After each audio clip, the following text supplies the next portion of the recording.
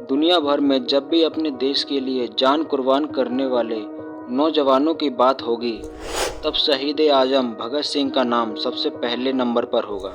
हो भी क्यों न केवल 23 साल की उम्र में, जिस समय हमारे यहाँ बच्चे कॉलेज की पढ़ाई पूरी कर रहे होते हैं, उस समय में उन्होंने अपने विचारों और अपनी देशभक्ति के दम पर अंग्रेजी सरकार की जड़ें हिलाकर रख दी थीं। आज भारत में ही नहीं, दुनिया भर में नौजवान भगत सिंह के जीवन से प्रेरणा लेते हैं और उन्हें अपना आदर्श मानते हैं। भगत सिंह जैसा बनना कोई आसान काम नहीं है।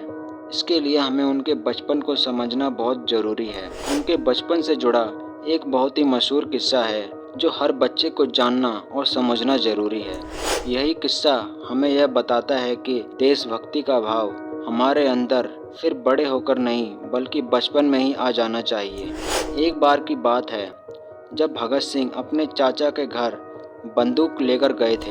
उन्होंने अपने चाचा जी से पूछा कि चाचा जी, इससे क्या होता है। चाचा जी ने बोला कि इससे वह अंग्रेजी हुकूमत को दूर भगाएंगे। कुछ दिनों बाद जब भगत सिंह अपने चाचा के साथ खेतों में काम कर रहे थे तो देखा कि उनके चाचा वहां एक आम का पेड़ लगा रहे थे। तब भगत सिंह ने पूछा, चाचा जी, यह आप क्या कर रहे हो?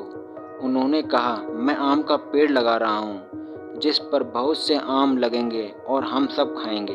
थोड़ी ही देर में चाचा का ध्यान बालक भगत सिंह की ओर गया। उन्होंने देखा कि भगत सिंह छोटी छोटी लकड़ियां खेतों में गाड़ रहे थे। चाचा जी ने पूछा, तुम खेत में यह क्यों गाड़ रहे हो? चाचा जी ने भी सोचा होगा कि भगत सिंह का जवाब आएगा कि मैं इनसे खेल रहा हूँ, लेकिन भगत सिंह का उत्तर सुनकर चाचा भी दंग रह गए।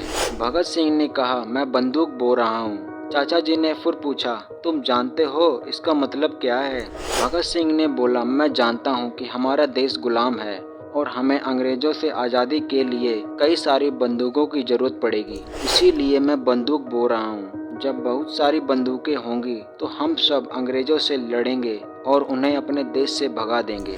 और उस दिन भगत सिंह के चाचा जी और पिताजी ने यह तय किया कि बचपन में इस बच्चे के विचार ऐसे क्रांतिकारी हैं तो हमें इसके पालन पोषण में और इसकी गतिविधियों पर विशेष ध्यान रखना चाहिए ताकि इसके अंदर की यह प्रतिभा निखर कर आए, यह ऊर्जा कहीं और ना जाए। बाद में ऐसा ही हुआ। दुनिया भगत सिंह को जानती ही नहीं बल्कि पूजती भी है।